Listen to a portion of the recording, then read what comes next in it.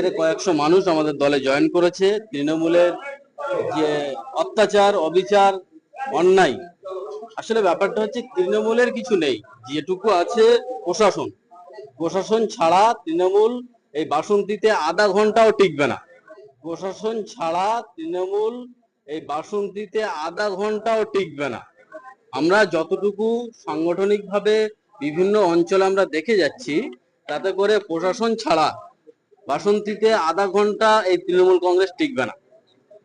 ব্যাপারটা হচ্ছে প্রশাসন টোটালি বাসন্তী ব্লক কমিটির কাজটা করে দিচ্ছে। তৃণমূলের বাসন্তী ব্লক কমিটির কাজটা বাসন্তী থানার যারা দায়িত্বে আছে, ভারপ্রাপ্ত আছে, তারা করে দিচ্ছে। অবশ্যই দেখতে পাচ্ছি যে বাসন্তী যারা আইএসএফ কর্মী সমর্থক যেভাবে দেশের শক্তি বাড়াচ্ছে, শক্তি যোগাচ্ছে, একটা দ্বিতীয় শক্তি হয়ে উঠছে, কি বলুন? এটা তো আমরা দ্বিতীয় শক্তি আছি বাসন্তীতে। বললাম তো যে পুলিশ যদি তার নিজ ধর্ম পালন করে, আধা ঘন্টা বাসন্তীতে তৃণমূল বলে কিছু থাকবে না। আধা ঘন্টা পরে আধ ঘন্টাও বাসন্তীতে তৃণমূল থাকবে না। এত দুর্নীতির সাথে এরা যুক্ত, মানুষ এদের প্রতি এত এত পরিমাণে ক্ষিপ্ত। 26শে বিধানসভায় না, আমরা জিতবো বাসন্তী থেকে। আমরা নিশ্চিত, যেভাবে মানুষের সাড়া পাচ্ছি, আমাদের আইএসএফ এর প্রার্থী 2026 সালে বাসন্তী থেকে এমএলএ হচ্ছে। এখানকার ভূমিপুত্র কেউ এমএলএ হবে? নিশ্চয়ই এখানকারই ভূমিপুত্র এমএলএ হবে, যেহেতু আমাদের এসসি সিট। আমরা সেটা জনসভায় পারলে সামনে আনবো, না হলে পরবর্তীতে আমরা মানুষের সামনে তুলে ধরবো আমাদের প্রার্থী যিনি হবেন তাকে। দেখুন, এরা চেষ্টা করেছিল বিজেপি আর তৃণমূলের ভিতরে একটা বাইনারি রাখার জন্য। বরং বরাবরের মতো একটা পলিটিক্স তৃণমূল করতে চেয়েছিল, যে বিজেপিকে দেখিয়ে মুসলমানদের ভয় দেখাবো, তাহলে মুসলমানরা তৃণমূলের কাছে থাকবে, কিছু হিন্দু লোক তারা বিজেপি করবে। একেবারে এই বাসন্তীর মানুষ এই চক্রান্তকে, এই পলিসিকে মাটির সাথে মিশিয়ে দিয়েছে, দিয়ে তারা সঠিক পথটা বেছে নিয়েছে। ইন্ডিয়ান সেকুলার ফ্রন্টকে তারা আগামীতে বাসন্তীর মসনদে দেখতে চায়। বেশ কয়েকজন মানুষ দেখলাম যে শাসক দল তৃণমূল ছেড়ে আপনাদের দলে জয়েন করেছে, এবং এই পোস্টার দেখতে পাচ্ছি। এই বিষয়ে কি বলবেন? আপনি জয়েন করেছে, এই বিষয়ে কি বলবেন? তৃণমূলের কালচার তো মানুষ দেখছে, তৃণমূলের বর্বরতা মানুষ দেখছে। এই যে গুন্ডামি করে খাচ্ছে, তোলাবাজি করে খাচ্ছে, মাটি চুরি করে খাচ্ছে, সেই দেখে মানুষ আইএসএফ এর ছাতার তলায় আসছে। 1 তারিখে কি আছে? 1 তারিখে আমাদের প্রতিবাদ সভা আছে। কিসের প্রতিবাদ সভা আছে? 26,000 চাকরি নিয়ে, ওয়াকাফ সম্পত্তি নিয়ে, ফয়েলগাঁও বিষয় নিয়ে প্রতিবাদ সভা আছে। কারা কারা থাকবে এই প্রতিবাদ সভায়? নওশাদ সিদ্দিকী ভাইজান থাকবেন, রাজ্য নেতৃত্ব থাকবেন, জেলা নেতৃত্বও থাকবেন। আমরা দেখতে পাচ্ছি যে আইএসএফ এর বেশ কয়েকজন পুরনো সঙ্গী আজকে কিন্তু এই সভায় আসলো, কি বলবেন? আসলো না, তাদের ভালো লাগছে না, তাই আসছে না। ঠিক আছে, এর থেকে বেশি কিছু তো বলা যাবে না। দেখুন, আজকে আপনি দেখতে পাচ্ছেন আমাদের বাসন্তী ব্লক সম্মেলন। ফলে আজকে আমাদের বাসন্তী ব্লক কমিটি গঠন হলো। সাথে সাথে আমাদের 1 তারিখে জনসভা আছে সোনাখালীতে।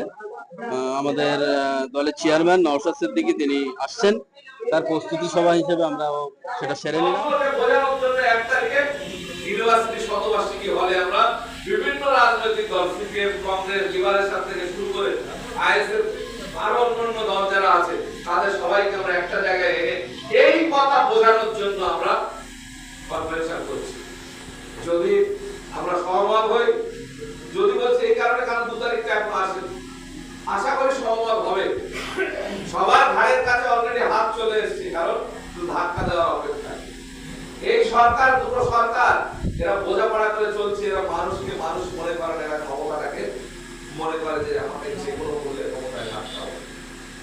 তাই আমি বলবো, আপনাদের 1 তারিখ যেমন মজবুত করতে হবে, পাশাপাশি বুথ কমিটিগুলো, অঞ্চল কমিটিগুলো মজবুত করতে হবে। তাহলে আপনি দেখবেন, আপনার এইভাবে যদি আপনারা জমাটবদ্ধ হতে পারেন, তাহলে জমাটবদ্ধ মানুষকে ভেঙে ফেলা খুব সোজা ব্যাপার হয়। আপনি যখন আলাদা আলাদা হয়ে যাবেন, আপনাকে সহজে মুসলিম ভেঙে তুলবে, আপনার অধিকারকে চূর্ণ করা যায়। আমি আর বেশি কথা বলছি না, আমার কথা যা বলার আমি ম্যাক্সিমাম বলে দিলাম। এরপর এখানে যারা আছে তাদের কাছ থেকে আপনারা শুনবেন কিছু কথা। তারপরে আমি বলবো অঞ্চল ভিত্তিক আপনারা তিনজন চারজন আপনারা যেটাই সিদ্ধান্ত নেবেন, আমি এখানে অঞ্চলের আলাদা টিম যেটা করার সেই পরিবেশ যদি আমার মনে হচ্ছে নেই, নাকি করা যাবে? যদি করা যেতে পারে, আমি তো হিসাব বুঝতে পারছি না, একটা বুঝে অন্তত মিনিমাম তো 5-7 জন আসতে হবে, তবেই তো একটা অঞ্চলের টিম বানানো যাবে। সেটা যদি হয় তাহলে অঞ্চল ভিত্তিক একটা টিম হবে, তাদের দায়িত্ব হবে সেই অঞ্চলে যতগুলো বুথ আছে সেই বুথ কমিটিগুলো 15 জনের টিম সাজানো প্রত্যেক বুথে। আর সেখান থেকে যারা ব্লক টিমে আসবে তারা সব জায়গাতে দৌড়ে এই কাজটা যাতে পূর্ণাঙ্গভাবে হয় তার প্রচেষ্টা চালিয়ে যাওয়া। এই কাজটা আজকে আমরা করব। মিটিং এর মাঝখানে কেউ উঠে যাবেন না, এটা কোনো জনসভা নয়, এটা কর্মী সভা ঘরের ভিতরে হচ্ছে। এখানে যতক্ষণ না শেষ হবে আপনারা কেউ উঠে চলে যাবেন না, এটা আমি আপনাদের কাছে অনুরোধ করবো। মিটিং এর ডেকোরামটাকে নষ্ট করবেন না। যারাই এসেছেন আমি মনে করি সবাই আপনারা জানা বোঝালো, আপনাদের এই ঘরোয়া মিটিং এ আপনাদেরকে আমন্ত্রণ জানিয়েছে। তারপর আমি যে দীর্ঘ কথা বললাম, এই কথা যদি আপনার চারণাও মাথায় ঢোকে তাহলে আপনি এখান থেকে উঠে যাবেন, দেখো এই কাজ এখানে সম্পন্ন না হওয়া পর্যন্ত। এই বলে আমি সবাইকে আন্তরিক ভালোবাসা, শুভেচ্ছা, অভিনন্দন জানিয়ে আমি আমার কথা আপনাদের উদ্দেশ্যে যে বলার ছিল সেটা আমি এখানে সমাপ্ত করছি। ইনকলাব জিন্দাবাদ, আইএসএফ জিন্দাবাদ, আমাদের প্রিয় নেতা নওশাদ সিদ্দিকী জিন্দাবাদ।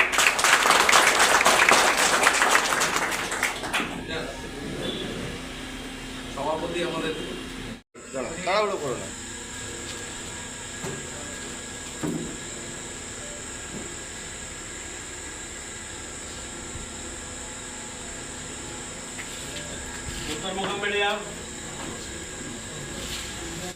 ফাঁকা হয়ে গেল, আপনার স্কুলগুলো ফাঁকা হয়ে গেল, পড়ানোর কেউ নেই। আবার ৩২,০০০ প্রাথমিক চাকরি, সেটাও দুর্নীতির কারণে হয়তো যেতে পারে। সরকারের লোকে মানে দুর্নীতির সঙ্গে যুক্ত, তাহলে শিক্ষার মানদণ্ডটা ভেঙে গেল। মনে প্রাণে এরা চায় যে মানুষ কিভাবে আরো উন্নত করা যায়, তার জীবনযাত্রার মাপকাঠি কিভাবে আরো উন্নত করা যায়, বিশ্ব সমাজের কাছে মাথা উঁচু করে যাতে আমার দেশের সাধারণ মানুষ, আমার দেশের এই জনগণ যাতে একটা নির্দিষ্ট মানে অর্থনৈতিক কাঠামোর একটা মাপকাঠির উপরে যাতে বসবাস করতে পারে, এটাই হচ্ছে রাজনীতির মূল কাজ। আজকে আপনি দেখেন শিক্ষা ব্যবস্থা কিভাবে চুরমার। আমাদের 1 তারিখে জনসভা আছে সোনাখালীতে। আমাদের দলের চেয়ারম্যান নওশাদ সিদ্দিকী তিনি আসছেন, তার প্রস্তুতি সভা হিসেবে আমরা সেটা সেরে নিলাম।